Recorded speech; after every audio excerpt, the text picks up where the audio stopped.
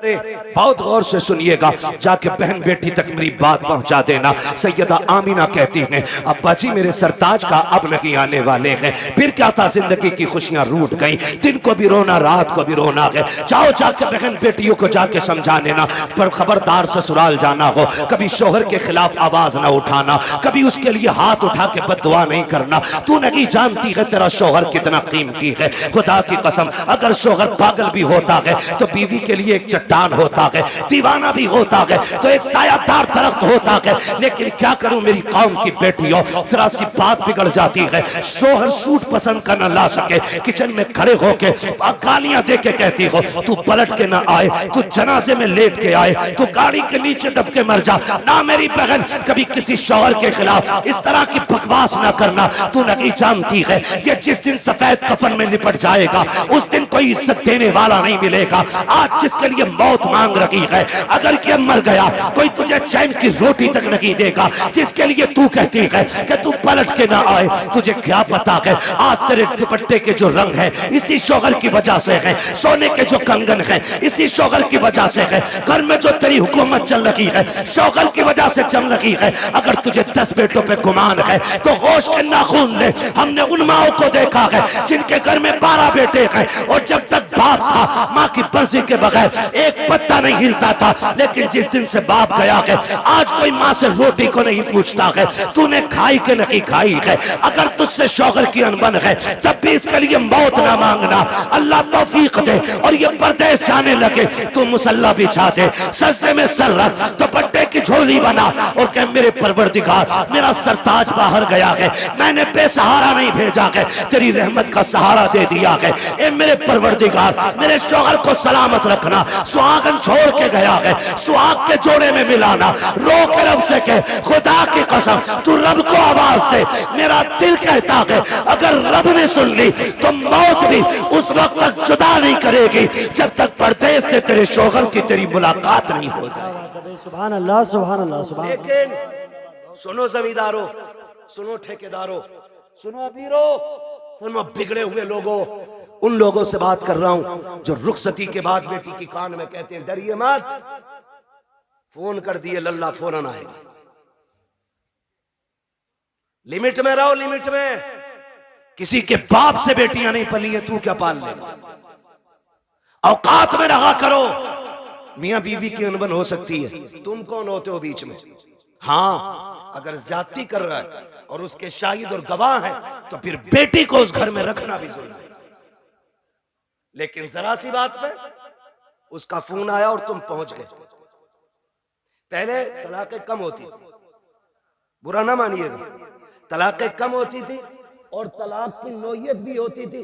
जिसकी बेटी को तलाक होती थी या तो वो बाप जहर खा के मर जाता था या 8-8 दिन घर से नहीं निकलता। इतने गैरत वाले लोग थे। आज गैरत मर गई मेरी कौम की। आज बेटी को बगल में खड़ा करके बाप चीख के कह रहा डिवोर्स दे, रखनी नहीं तेरे घर में। तू कैसे बोला। वो गैरत कर, शर्म कर। बड़े बड़े बादशाहों से बेटी नहीं रखी गई, तू कौन होता रखने वाला। आज बाप तलाक के लिए खड़ा है, शर्म नहीं आती है मियां बीवी के मसले में टांग अड़ाने में। बता तेरी बेटी ज्यादा अजमत वाली है या मेरे नबी की बेटी ज्यादा अजमत वाली है। कह रहा तुझे पता ना ये मेरी बेटी है, तू लपटंट है, मेरी बेटी है ये। और सुन होगी तेरी अभी उसकी बीवी है, इसलिए आप लिमिट में रहिए। तो कह रहा डरिए मत, फोन कर दिए, चाबी गाड़ी में लगी रहती है, लल्ला किक मारेगा फट से पहुंच जाएगा। क्या करेगा पहुंच के, ज्यादा जाके थप्पड़ मार देगा, गला तो काट नहीं देगा, थप्पड़ मार देगा। शोहर के पास इतनी पावर है, उसने जहां कहा ना 3 तलाक, बेड़ा ही गरक हो जाएगा तेरा। फिर कुछ भी कर लेना, ये लौट के आने वाले जुमले नहीं। इसलिए ये ना कह खड़े, वो कह जो मेरे नबी ने कहा। फरमाया फातिमा अब तक मेरी रजा की फिक्र थी, अब मेरे अली की रजा की फिक्र करनी है। ये मेरे नबी ने बेटी को कह के भेजा। कुछ भी हो जाए मेरा अली रूठना नहीं चाहिए। और तू कह रहा डरना मत, औकात कुछ भी नहीं, 2 मिनट में अंदर करा देंगे। क्या कर लेगा अंदर करा के, बेटी का सुहाग वापस नहीं दिला सकता। और फिर कुट पिटा के बेटी वापस आ भी गई ना तो फिर उसे इज्जत नहीं मिलेगी घर में। इज्जतों के रखवाले बने, रिश्ते बड़े अहम हैं। बेटियों को समझाओ। आज मौलाना आए थे, तकरीर करके गए और अपनी बीवी को डांट रहा जाके, बीवी को सुधार रहा। हमारा मुआशरा बेहतर इसलिए नहीं हो रहा कि हम ये चाहते मेरी बीवी सुधर जाए। ये कोई नहीं चाहता बेटी सुधर जाए। यहां से जाके बीवी को मत बताना, यहां से जाके बेटी को बताना कि बेटी जब तक जिंदा रहना है कनीज़े फातिमा बन के रहना। सुभान अल्लाह। मेरा चैलेंज है, जब बेटियां सवर जाएंगी तो किसी घर की बहू खराब नहीं हो सकती है।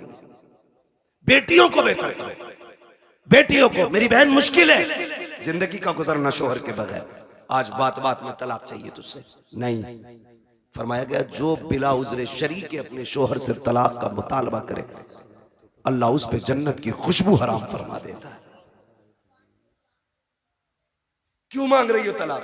कहा जी मुझे सुख नहीं मिला। किसे सुख कहती है तू? कहा मुझे 10,000 का जोड़ा नहीं मिला। जैसे कल्लन की बीवी के कंगन है वैसे मैंने नहीं पहने, जैसे अच्छन की बीवी का सूट है ऐसा आज तक मुझे नहीं मिला। और तू इसे कहती है सुख, कहती है इसे सुख? ये नहीं है सुख, इसे कहते हैं चटनी से मिल जाए शुक्र अदा कर खा के सो जा। अगर तेरा शोहर तुझसे राजी है तो तू सबसे बड़े सुख में है। और तू सोने के लुक में खा, तेरा शोहर तुझसे नाराज है तो तू सबसे बड़े दुख में है, सुख में नहीं। सुख किसे कहते हैं? सुख किसे कहते हैं? सुख ये होता है तुझसे तेरा परिवार राजी रहे। मर जा, कहती नहीं मैं रहना ही नहीं है जी, मैंने इनसे जोड़ा मांगा, इन्होंने मुझसे कहा मेरे पास कुछ नहीं है। मेरी बहन कान खोल के सुन, देख तो सही, अगर दौलत सबसे बड़ी चीज होती तो मेरा नबी सबसे ज्यादा दौलत अपनी बेटी के जहेज में देता।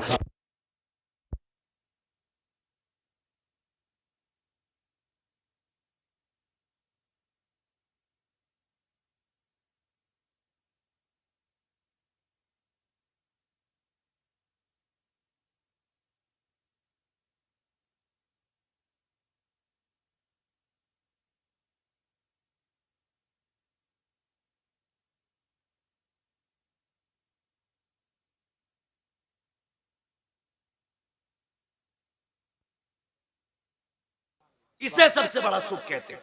किसे कहते हैं? देवबंद मिल गया देख के दे दी, पैसे वाला था गाड़ी लाया था, लिया भी कुछ नहीं, आग लगे तेरे दामाद में। सीधी सी बात है। ओ भाई पैसे देख के दे दी। हुजूर ने जिसके हाथ में हाथ दिया था बेटी का, वो इतना गरीब मक्के का अली है कि जिसके पास मेहर देने का भी पैसा नहीं था, उसके हाथ में। और बेटी से क्या कहा था? फातिमा उस अली के साथ रिश्ता किया है जिस अली से बेहतर जमीन पे तेरे लिए कोई शोहर हो ही नहीं सकता। हो किधर, जा किधर? हजरत आमीना रोई, रोई सैयदा आमीना बेकरार हो गई। मालिक बच्चा आया है लेकिन बाप नहीं रहे। रोई, दुख होता है, दुख होता है। आज सच में अल्लाह भला करे हमारी कौम का। और एक हंगामा मैशर हो तो भूलूं उसको, सैकड़ों बातों का रह रह के ख्याल आता है। हमसे कहा गया सारे मौजूआत पे थोड़ा थोड़ा बोल लेना। भाई चौधरी साहब अगर सारे मौजूआत पे बोलूं तो 3 घंटे चाहिए। एक बात कम से कम इतनी तो की जाए जो उसका समझ में आ जाए कि इसमें क्या नुकसान क्या नफा है। बस आखिरी बात मैं करने लगा हूं, अल्लाह आपको सलामत रखे। टाइम 1.25 घंटे से ऊपर हो गया। बहुत गौर से मेरी बात सुनिए। हुजूर माँ के शिकम में आए, मुश्किल जिंदगी होती है एक बेवा की, और वो जिंदगी तो बड़ी मुश्किल थी। इतनी मुश्किल जिंदगी थी कि उस दौर में बेवा को जीने का हक ही कोई नहीं था। लोग कहते हैं ना क्यों मिलाद मनाते हो?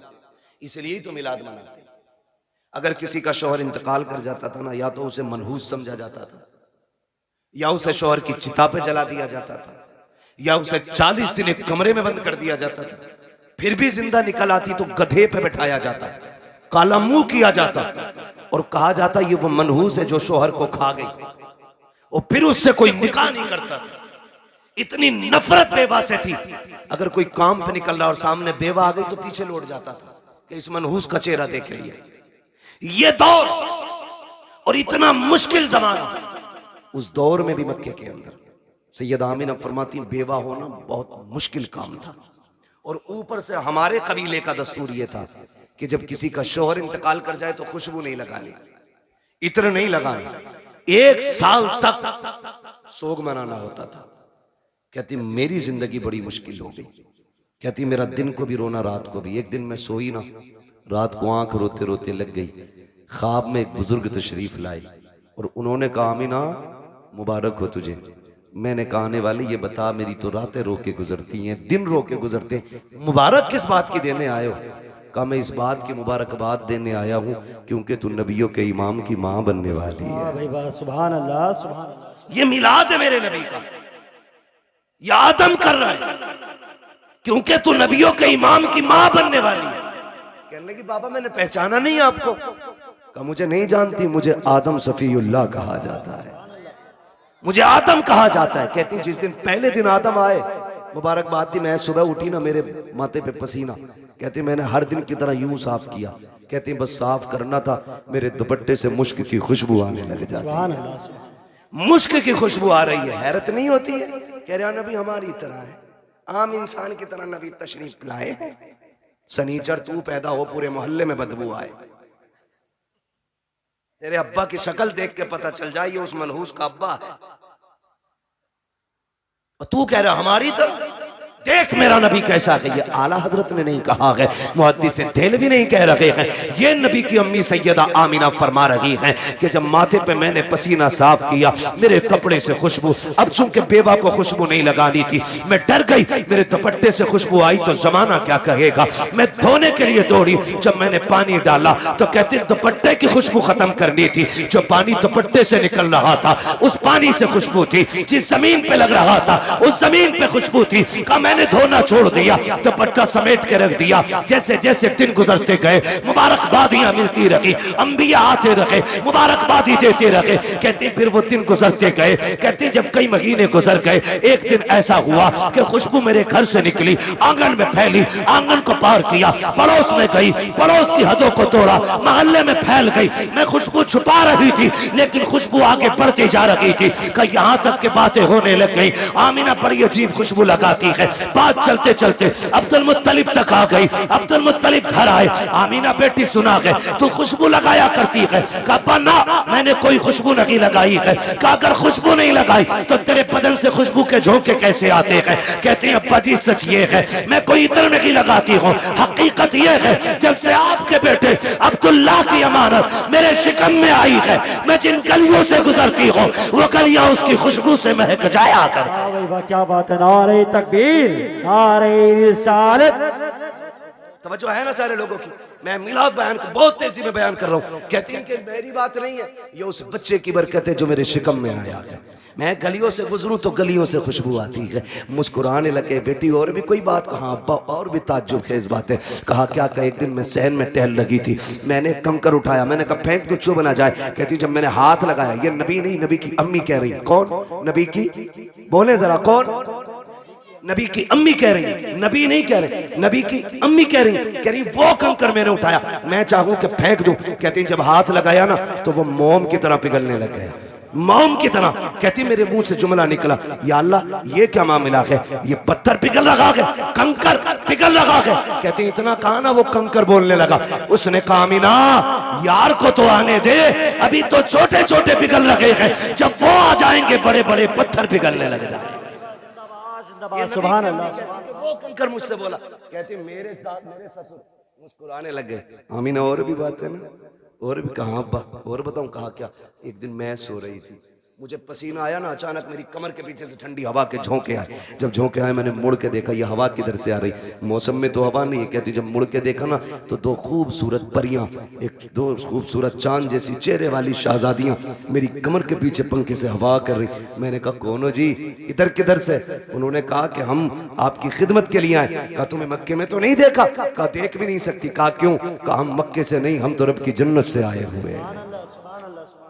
जन्नत से? कहा क्यों? का तेरे माथे पे पसीना आया, रब ने हुक्म दे दिया मेरे महबूब की माँ की जाके ठंडी हवाओं के झोंके पेश किए जाए। अल्लाह अकबर। नबी की अम्मी कहती है भाई ये भी हुआ? कहा और कुछ? कहा और भी है। कहा क्या? तवज्जो है, सुन लेंगे जरा 5 मिनट, जितने सुनना चाहते हैं जरा कहते हैं या रसूल अल्लाह। माशाअल्लाह अब तो सबके हाथ उठ गए या रसूल अल्लाह। जिन्होंने हाथ उठाए आपको आपकी शहजादी का वास्ता उस वक्त तक मौत ना आए जब तक हुजूर के शहर की हाजिरी नसीब ना हो जाए। अल्लाह सबको सलामत रखे। कहती बेटी और भी कुछ? हाँ अब्बा और भी कुछ सुने, देखो वो फजीता खोर भी याद रखना, नबी हमारी तरह, और मेरे नबी की शान भी सुनना। मिलाद वालों, मुबारकबाद के लायक हो, हुजूर की मिलाद कर रहे हो, मुबारकबाद के लायक हो। कहती है अब्बा जी रात को ना होता यह है कि कभी कभी आप चले जाते हैं ना, पानी खत्म हो जाता है घर में। क्या हो जाता है? पानी खत्म हो जाता है। सुन रहे हैं ना मेरे भाई? अब वक्त ज्यादा तो नहीं हुआ मेरा, अभी है मेरे पास वक्त, अभी टाइम है। अल्लाह सबका टाइम बढ़ा दे। बड़ी हल्के से आमीन आमीन कह रहे हो, दिल भरा रखा है ना, बढ़ा रहे तो जो है ना सारे लोगों को। बेटी और कुछ? हाँ, कभी कभी आप चले जाते हो ना हरम शरीफ पानी पिलाने के लिए, वो घर में कभी कभी ऐसा होता है आप पानी घर का भी ले जाते हो। अम्मी मुझसे कहती है आमीना पानी भर ला, ये नबी की अम्मी कहती मैं बर्तन लेती हूँ और कुएं पे जाती हूँ। लड़कियां मुझे देखती हैं, खड़ी रहती हैं, बेटी क्यों? जब मैं चली जाती हूँ ना तो उन्हें डोल रस्सी डालनी नहीं पड़ती। क्या मतलब? अब्बा मैं जाती हूँ और मैं कुएं के किनारे खड़े होती हूँ और झांकती हूँ ना तो पानी छलांगे मार के किनारे पे आके खड़ा हो जाता है, किनारे पे आके खड़ा हो जाता है। अब्बा जी सब यूं बर्तन भर लेती हैं, किसी को रस्सी डोल की जरूरत नहीं पड़ती। बेटी फिर तुम? अब्बा सबसे बाद में मेरी बारी आती, फिर मैं पानी भरती हूँ और जब मुड़ के चलती हूँ फिर पानी नीचे जाता है। अब्बा बोलता है पानी जब नीचे जाता है तो पानी बोलता है। हाँ अब्बा पानी नहीं। जब मैं वापस आती हूँ सारी बच्चियां लड़कियां आती हैं, मैं पीछे रह जाती हूँ, तो जब मैं चलती हूँ ना तो जो बड़े दरख्त हैं वो भी सजदे में गिर जाते हैं, जो छोटे पौधे वो भी गिर जाते हैं। अब्बा पत्थर भी बोलते, कंकर भी बोलते। बेटी क्या बोलते? कि अब्बा जी वो बोलते मैं सुनती हूँ। तो अब्दुल मुत्तलिब कहते हैं बेटी तुम उनकी आवाज सुनती हो? कहा हाँ। उनकी बोली समझ लेती हो? कहा जी अब्बा समझ भी लेती हो। अब जब इतनी बात कही कहते हैं बेटी बताओ ना क्या कहते हैं वो? कहती है अब्बा जी जब मैं चलती हूँ तो कुएं का पानी, दरख्त, रास्ते के पत्थर, कंकर, छोटे बड़े सभी आवाज देते हैं अस्सलातु वस्सलामु अलैका या उम्म रसूलिल्लाह। ए नबी की माँ तुझ पर भी सलाम हो, तेरे आने वाले बेटे मोहम्मद पर भी सलाम। अल्लाह कलेजा ठंडा हो गया, मुस्कुराने लगे, कहने लगे रब ने मेरी दुआ कबूल कर ली। अब्बा क्या मतलब? का एक दिन तुझे रोते देखा, मैं हरम में गया, मैंने गिलाफे काबा पकड़ के कहा था काबे वाले मुझे तूने और भी बेटे दिए, मेरा एक गया तो मैं सब्र कर लूंगा। आमीना का तो कोई सहारा ही नहीं रहा। ये जो बच्चा आने वाला है ना अल्लाह इसे ऐसा बना देना कि ये मेरी आमीना का सहारा बन जाए। कहते मैंने इतना का आवाज आई अब्दुल मुत्तलिब तू तो आमीना के सहारे की बात कर रहा है, जिसको हम भेजने वाले हैं ना हमने उसे कायनात का सहारा बनाने का फैसला। सुभान अल्लाह, सुभान अल्लाह, सुभान। कि मैं तभी समझ गया ये बेटा शान वाला होगा। नबी की अम्मी बयान फरमाती है फिर वक्त गुजरता गया, वो रात आ गई जिस रात में मेरा शहजादा आने वाला है, शहजादा आने वाला है। घर सजाए थे आप? सजाए थे भाई? बोले अगर सजाए हो तो सजाए थे कि नहीं? लाइट लगी थी, झंडे भी लगे होंगे, ये तो पहचान है हम सुन्नियों की, है ना? सारी मस्जिदें सजी थी। सुभान अल्लाह, मस्जिदें सजी कोई नया काम नहीं। 12वीं शब आई, रब ने फरमाया जिब्रील जी रब्बे जलील का हुक्म करो कि पूरी जन्नत सजाई जाए। अब बोले जरा सुभान अल्लाह। जो अब तक नहीं बोला मुझे अफसोस रहेगा वो जलसे में आया ही क्यों था। रब ने हुक्म दिया जिब्रील जन्नत सजवाओ। अर्ज करते हैं मालिक जन्नत तो कहते ही सजी सजाई जगह को। फरमाया नहीं और ज्यादा सजाओ ताकि जन्नत को भी पता लगे आज वो आ गया कि जिसके सदके में जन्नत बनाई गई है। जन्नत सजाई गई, फिर हुक्म हुआ एक मिंबर लगाया जाए। कहां? बैतुल मामूर के पास। बैतुल मामूर के पास मिंबर लगा। फिर रब ने फरमाया मीकाईल से कहो कि वो हमारी शान में खुतबा पढ़े। हजरत मीकाईल ने रब की शान में खुतबा पढ़ा, यानी कि तकरीर की, और ऐसी तकरीर के पूरी जन्नत झूमने लगी। जब तकरीर मुकम्मल हो गई रब हुक्म क्या है? रब ने फरमाया जिब्रील जी रब्बे जलील कि जिब्राइल, मीकाईल, इसराफील, इजराइल चारों आ जाओ। चारों आगे। मालिक अब का अपने ताबे फरिश्ते 1-1 लाख फरिश्ता लेके आमीना की चौखट पे चले जाओ। अभी नहीं बोलोगे तो कब बोलोगे यार? आमीना की चौखट पे। मालिक करना क्या है? का पता नहीं, महबूब आने वाला है, मुबारकबाद ही पेश करनी है। अब बहुत गौर से सुनना। इधर सैयदा आमीना कहती है मैं घर में लेटी थी, आज मुझे अब्दुल्ला के ना होने का बड़ा गम था। मैं सोच रही थी काश अब्दुल्ला होते ना तो आज मेरे घर में अंधेरा नहीं होता। बच्चे की विलादत का वक्त है, 4 औरतें मक्के की भी मेरे पास होती, आज मैं तन्हा ना होती। कहती शोहर की जुदाई का गम ये रुलाने लगा। कहते भी आंसू आंख से निकल के रुखसार तक आया था कि अचानक मेरे घर की दीवारें फटने लग गई। फदखला सलासुन निस्वा, 3 औरतें घर के अंदर दाखिल हुई। उनके कद खजूरों के बराबर थे, चेहरे चांद से ज्यादा रोशन थे। कहती मेरी चारों तरफ आके बैठ गई। 4 थी, एक रिवायत में 3 भी गए 4 भी गए। कहती 4 औरतों को मैंने देखा, आके बैठी। मैंने कहा कौन हो? कहा एक कहती हमें नहीं पहचाना। कहा बताओ तो सही कौन हो? एक ने कहा मुझे हव्वा कहा जाता है, दूसरी ने कहा कि मुझे मरियम कहा जाता है, तीसरी ने कहा मुझे इस्माइल की अम्मी हाजरा कहा जाता है, चौथी ने यह कहा मुझे नहीं जानती हो, मुझे फिरौन की बीवी आसिया कहा जाता है। कहा आई किस लिए हो? कहा मुबारकबाद देने आए हैं। कहा किस बात की? कहा तू नसीबों वाली है, तेरी गोद में नबियों का इमाम आने वाला। क्या बात है भाई, क्या बात है। नारे तकबीर, नारे रिसालत, नारे गौसियत। बस तेरी गोद में नबियों का इमाम आने वाला। फरमाती वो मुबारकबाद दे के चली गई। कहती फिर ख्याल हुआ काश कोई तो औरत होती जो मेरा मन बहलाती, जो हिम्मत बढ़ाती। कहती है अचानक मेरे घर में रोशनी फैली, वो रोशनी सर की तरफ से आ रही थी। मैंने मुड़ के देखा ना, एक चांद से चेहरे वाली खातून खड़ी है। मैंने कहा कौन हो जी, इधर कैसे आई हो? कहने लगी आमीना हम जमीन से नहीं, हम तो जन्नत से आए हुए हैं। कहा कौन हो? कहा जन्नत की हूरों की मलका हूं। आई क्यों हो? कहा रब ने तेरी दाया बना के भेज दिया है, तू जो रोई थी तन्हा है, अकेली है, कोई नहीं है। कहा तेरी खिदमत के लिए मैं हूं आमीना, बता खिदमत क्या करनी है? सैयदा कहती है मुझे दूध का प्याला पेश किया गया, आसमान के सितारे इतने करीब मेरे आंगन में आ गए, मुझे डर लगने लगा कहीं ये टूट के न गिर जाए। ओ वहाबी जी, ओ देवबंदी जी, ओ सहारनपुर वालों, ओ थाना भवन वालों, लगाओ फतवा खुदा पे। ये तो आसमान पे चमकते थे, आज नीचे क्यों आ गए? मशीयत का नकीब कहता है लगाए आसमान पे थे, लेकिन आज महबूब आ रहा है, नीचे उतार के बता दिया आज की रात की जैसी कोई रात नहीं बनाई गई।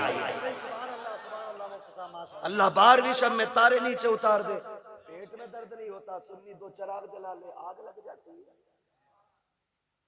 हाँ तवज्जो है ना सारे लोगों? कहती सितारे नीचे आगे मैं डर गई। कहती फिर मेरे घर में परिंदे आए, इतने खूबसूरत। कहती कुछ परिंदे हरे रंग के थे, सुर्ख चोंचे थी, कुछ ऐसे थे रंग फरिश्तों के, उनके परिंदों के सुर्ख थे, चोंचे हरी थी, उनकी चोंचों में मोती थे, मोती थे मोती। कहते मेरे बिस्तर पे डाले, मेरे आंगन में डाले, मेरा घर नूरुन अला नूर हो गया। इधर इधर की तैयारी, उधर देखो जिब्रील को हुक्म दिया लेके चले जाओ 1-1 लाख फरिश्ता आ रहे हैं। कह रहे मालिक इजाजत मिली, आने लगे तो सुनो जिब्राइल, मीकाईल, इसराफील, ये आगे इजराइल रुक गए। तुम नहीं गए? मालिक थोड़ी सी क्लियर करनी है एक बात। कहो क्या बात है? कहा मालिक ड्यूटी बड़ी सख्त है, मुझे तूने मलकुल मौत बनाया और ड्यूटी इतनी है कि मेरी ड्यूटी इतनी सख्त है कि मौत ना 1 मिनट पहले आ सकती ना बाद में आ सकती। मैं चला गया, मेरी ड्यूटी का क्या बनेगा? आज भी मुझे कितने बच्चों को माओ की गोद से लेना, कितनी औरतों को बेवा बनाना, कितने बच्चों को यतीम करना, कितने घरों का सहारा मुझे उजाड़ना। मालिक बताना मैं गया ड्यूटी का क्या बनेगा? रब ने फरमाया मलकुल मौत जानते हो कि नहीं? कहा क्या रब्बे जलील बताना। रब ने फरमाया सुनो, जब तुम किसी माँ का लाल लाते हो तो माँ तड़पा करती है, किसी बच्चे से बाप लेके आते हो तो बच्चे दीवारों से लग के रोते हैं, किसी घर का सहारा लेते हो तो बेटियां तड़पती हैं, किसी औरत का सुहाग लेके आते हो औरतें रोया करती हैं। जानते हो मलकुल मौत आज हमारा महबूब आने वाला है और हम नहीं चाहते हैं किसी के घर से रोने की आवाज आ जाए, इसलिए जाओ आज हमने मरने वालों को जिंदगी बख्श दी है और हमने तुमने महबूब की खुशी में तुम्हारी भी छुट्टी कर डाली। आज मरने वालों को भी जिंदगी की खैरात मिली।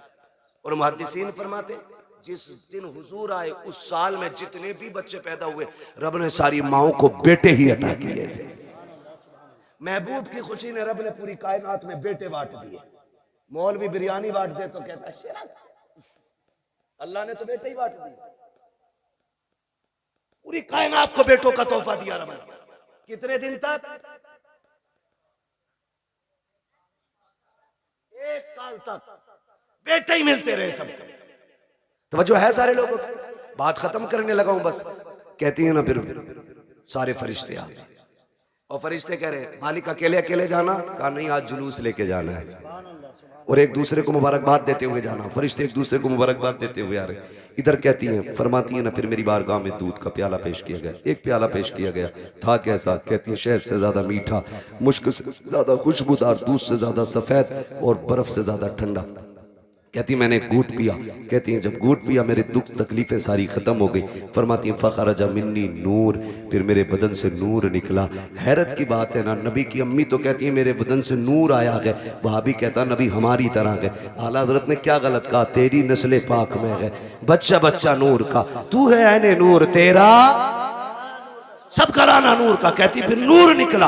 वो कहती जब नूर आया ना, मैंने देखा मेरा शहजादा कैसा है, देखूं तो सही, हर माँ चाहती है मेरा बेटा कैसा है, आंख कैसी है, नाक कैसी है, कान कैसे। कहती मैंने भी देखना चाहा। कहती जब लम्मा नजर तू, जब मैंने अपने बेटे को देखा, कहती मकहूलन, पहली नजर मेरी उसकी आंखों पे पड़ी तो मेरे लाल की आंखों में सुरमा लगा हुआ था, मदहूनन, बालों में तेल लगाए हुए हैं, मगसूलन, गुस्ल करके आ रहे हैं, मुअत्तरन खुशबूदार पैदा हो रहे हैं। फरमाती है ताहिरन, साफ आ रहे हैं। कहती मकसूरन, नाफ कटा हुआ है, मखतूनन, खतना शुदा पैदा हो रहे हैं। अगली बात कहती है आते ही मेरे लाल ने काना साजिदा, सजदे में सर रखा, मैंने कान लगा के सुना, मेरा बेटा कह रहा था रब्बे क़ब्ली उम्मती, रब्बे क़ब्ली उम्मती। जमीले कादरी कहते हैं रब्बे क़ब्ली उम्मती कहते हुए पैदा हुए। रब ने फरमाया कि बख्शा अस्सलातो है जी। रुक के आखिरी बात कह के बात खत्म कर लूं, इंशाल्लाह कभी जिंदगी रहेगी यहाँ से आगे की बात फिर बयान कर लेंगे। लेकिन शर्त ये भाई, नीचे करो थोड़ा सा, टाइम से नंबर देना, 11 बजे माइक दे देना और 12 बजे अपना ले लेना, ठीक है। इंशाल्लाह कभी टाइम से गुफ्तगू होगी। हुजूर तशरीफ लाए, कायनात मुस्कुराने लगी, बातें बहुत सी हैं। हुजूर आ गए, हुजूर आए, इधर मेरे हुजूर ने सजदे में सर, उधर काबा झुक गया। आला हज़रत फरमाते हैं जिनके सजदे को महराब काबा झुकी, उन भवों की लताफत पे, जोर से, उन भवों की लताफत पे लाखों सलाम। और फरमाते हैं पतली पतली गुले कुद्स की पत्तियां, उन लबों की लताफत पे लाखों सलाम। ये क्यों झुक गया काबा, ये क्यों आ गया रुकू में, क्यों सजदे की तरफ दौड़ा? आवाज आती बरेली से हाजियो आओ, शहंशाह का रोजा देखो, काबा तो देख चुके, काबे का, काबे का काबा देखो। हुजूर आए, कायनात मुस्कुराने लगी। हुजूर मुहद्दिस देलवी फरमाते हैं जिस जमीन पर हुजूर की विलादत का तज़किरा होता है, अल्लाह 1 साल तक उस जमीन पे अपने करम की बारिशें फरमाता है। जिस मोहल्ले, जिस बस्ती में हुजूर की विलादत होती है ना, अल्लाह 1 साल तक उस बस्ती से मुसीबतों को दूर फरमा दिया करता है। इतनी बड़ी बरकतें हुजूर की विलादत की तज़किरे की हैं। आला हज़रत फरमाते हैं हश्र तक डालेंगे हम पैदाइश मौला की धूम, जो है ना, हश्र तक डालेंगे हम पैदाइश मौला की धूम, मिसले फारस नजद के किले किले गिराते जाएंगे। हुजूर की विलादत का महीना है। एक बात याद रखिएगा, इस बार गुजर गई है, आखिरी बात आपसे कह रहा हूँ, अल्लाह तौफीक दे अगली बार घर सजाए ना तो सिर्फ अपना नहीं, सबका सजना चाहिए। यही मिलाद वाले का पैगाम है, सबका घर सजना चाहिए। तूने 5000 की लाइटिंग की है ना, तो 2000 की उतार के गरीब भाई की चौखट पे डाल दे। क्या यार, हुजूर सिर्फ मेरे नहीं तेरे भी तो है ना, तेरे भी आंगन में हुजूर की आमद की खुशी लगनी चाहिए। और ऐसा नहीं कि रुक जा, तेरे से अच्छा करके सजाऊंगा, और सारी लड़ी और टिमटिमा रहा उन्हें, इसमें सवाब नहीं, गुनाह मिलेगा। किसी का दिल तोड़ के मिलाद नहीं मनाना है, दिल जोड़ने के लिए मिलाद मनाना है। करेंगे इंशाल्लाह, ऐसा ही सारे वादा करें इंशाल्लाह। और हुजूर की विलादत का दिन आए ना, मीठा तकसीम करो, लंगर करो, खिलाओ, जात मत देखो, बिरादरी मत देखो, खिलाओ, ताकि दुनिया गैर मुस्लिम भी खा के जाए ना, उससे कि यार खा ले आज, ना पूछ, ताकि उसे पता चले जब उनका मिलाद आता है ना तो सबका पेट भराया जाता है। करेंगे ना इंशाल्लाह, लेकिन ये तभी करेंगे जब अपनों को कोर्ट कचहरी और केस से फुर्सत मिलेगी, है ना। ये झगड़े भगड़ों से निकलो, तुम्हें कूटने के लिए और लोग काफी, आपस में क्यों मरे जा रहे हो। वक्त होता मैं इस टॉपिक पे भी बात करता, बस इतना समझ लो, डॉक्टर इकबाल का वो शेर, न संभलोगे तो मिट जाओगे हिंदी मुसलमानों, तुम्हारी दास्तान तक भी ना होगी दास्तानों में। ठीक है जी, अपनी तालीम भी मजबूत कीजिए और अपनी क़यादत भी मजबूत कीजिए। आपकी तालीम भी कच्ची है, आपकी क़यादत भी कच्ची है, आप दोनों चीजों पे मजबूती से कोशिश करें। इल्म की जिम्मेदारी हमारे उलमा ले रखे हैं और क़यादत की जिम्मेदारी ये जिम्मेदार लोग जाने कैसे करेंगे। बहरहाल हमारी क़यादत भी मजबूत होनी चाहिए और हमारा हर एंगल से मुस्लिम कौम का एक एक बंदा मजबूत होना चाहिए। हमें चोरी करने की ज़रूरत नहीं है, हमारे नबी ने हमें उतना दे दिया। डॉक्टर इकबाल ने कहा था तेरे दामन में है किस लालो जवाहर की कमी, तू किसी और के दामन की तरफ क्यों देखे। ठीक है, सब कुछ अल्लाह ने दिया, तो इसलिए कोशिश करेंगे इंशाअल्लाह हम तालीम पे भी ध्यान देंगे, तरबियत पे भी ध्यान देंगे। अल्लाह ताला हमारी इस कमेटी को दिन दूनी रात चौगनी तरक्कियां अता फरमाए और हमारी तमाम मुसलमान भाइयों को मौला करीम हर परेशानी से महफूज फरमाए। बिलखुसूस मौला फ़िलिस्तीन के मुसलमानों के हाल पर रहम फरमाए। और हमारे मौलाना राशिद रज़ा मरकज़ी साहब, इन्होंने एक वाकई एक बहुत बड़ा काम अपने सर लिया है। ये एक यूँ कहें कि ये कई तंजीमों का काम था जो अकेले इस मर्द मुजाहिद ने शुरू किया है। हम सब की जिम्मेदारी बनती है हम अपने भाई राशिद रज़ा मरकज़ी के साथ खड़े हों। बेटी कहीं की भी हो, हमारी बेटी है ना, हमारी बेटी है, इसलिए आपने कम से कम एक कोने की बेटियों की जिम्मेदारी उठाई है। इंशाअल्लाह कल इस इलाके से कोई ऐसा मर्द मुजाहिद खड़ा होगा जो इस इलाके की बेटियों की तालीम के बारे में सोचेगा, उनकी तरबियत के बारे में सोचेगा और हम दुनिया को बताएंगे इंशाअल्लाह ना हम तालीम में कमज़ोर हैं, ना हम तरबियत में कमज़ोर हैं, ना कल हम किसी के टुकड़ों पे थे, ना आज हम किसी के टुकड़ों पे हैं। हमारा तो सिर्फ एक ही दरबार है और उसके बारे में कहते हैं तेरे टुकड़ों पे पले गैर की ठोकर पे न डाल, झिड़कियाँ खाएं कहाँ छोड़ के सदका तेरा, व अम्मा बिनिअमति रब्बिका फहद्दिस, अपने रब की नेमतों का खूब खूब चर्चा करो। इसलिए गुजारिश है हुजूर का मिलाद आए, सारे मिल बांट के मोहब्बत से हुजूर का विलादत मनाएं, पार्टी बंदी झगड़े फसाद सारे खत्म करें और एक झंडे के नीचे आ जाएं। वो झंडा हुजूर की गुलामी का झंडा होना चाहिए, हुजूर की गुलामी का झंडा होना चाहिए। नौजवानों तालीम में तरबियत में आगे बढ़ना है। बच्चों हुए अगलात उनको माफ फरमाए रब्बे कायनात। जिंदगी ने दिया साथ, फिर होगी मुलाकात, चमन रहा फूल खिलेंगे, जिंदगी रहेगी फिर मिलेंगे। मुसाफिर हम भी, मुसाफिर हो तुम भी, किसी मोड़ पर फिर मुलाकात होगी। फकीरान आए सदा कर चले, सदा खुश रहो ये दुआ कर चले। सारे लोग कलमा शरीफ पढ़ लीजिए, ला इलाहा